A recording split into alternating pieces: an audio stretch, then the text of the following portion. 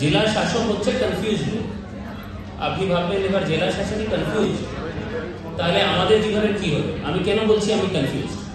আগে সায়েন্স নিয়ে পড়াশোনা করলাম, তারপরে ইঞ্জিনিয়ারিং এর পরীক্ষা দিয়ে যাদবপুরে ঢুকে গেলাম, তারপরে ওখানে রিসার্চের পড়াশোনা করলাম, রিসার্চ না করে আবার এমবিএ পরীক্ষা দিয়ে ডিলয়েটে চাকরি হলো, চাকরিতে গেলাম না, আবার এমবিএ করতে চলে গেলাম, এমবিএ করে আবার একটা ব্যাংকে ভালো চাকরি হলো, হংকং চলে গেলাম, ওই চাকরিটি ছেড়ে মুম্বাই চলে গেলাম, মুম্বাই ছেড়ে আসার পর এখানে একটা কনসাল্টিং এর চাকরি হলো।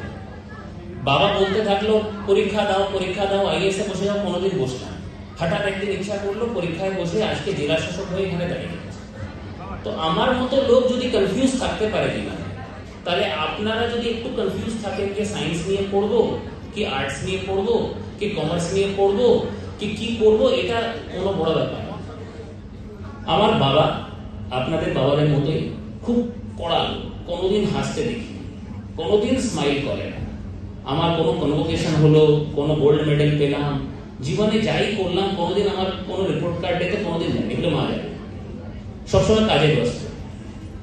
যখন আইএএস এর এক্সামে প্রণব মুখার্জি তখন কিন্তু রাষ্ট্রপতি, আমি কিন্তু অফিসার হিসাবে প্রেসিডেন্ট গোল্ড মেডেল পাচ্ছি মাসুরি, দেখছি বাবা সব থেকে আগে টিকিট বুক করে নিয়েছে, না বলে চলে এসছে।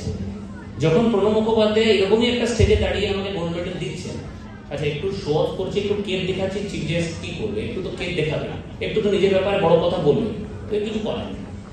তো আমি যখন গোল্ড মেডেল পাচ্ছি তখন প্রণব মুখোপাধ্যায়ের সামনে প্রথম রোতে বসে আছেন আমার বাবা, আর হু হু করে কাঁদছে। আমি ভাবলাম এরকম কড়া মানুষ জীবনে কোনোদিন মুখে হাসি ফুটে না, আজকে হু হু করে কাঁদছে। এটা জীবনে ভাবলাম যে হ্যাঁ, এই চাকরিটাই হচ্ছে যেটার থেকে বেশি আর মা বাবাকে গর্বিত করতে পারবে। সেই কারণে সব সময় পয়সা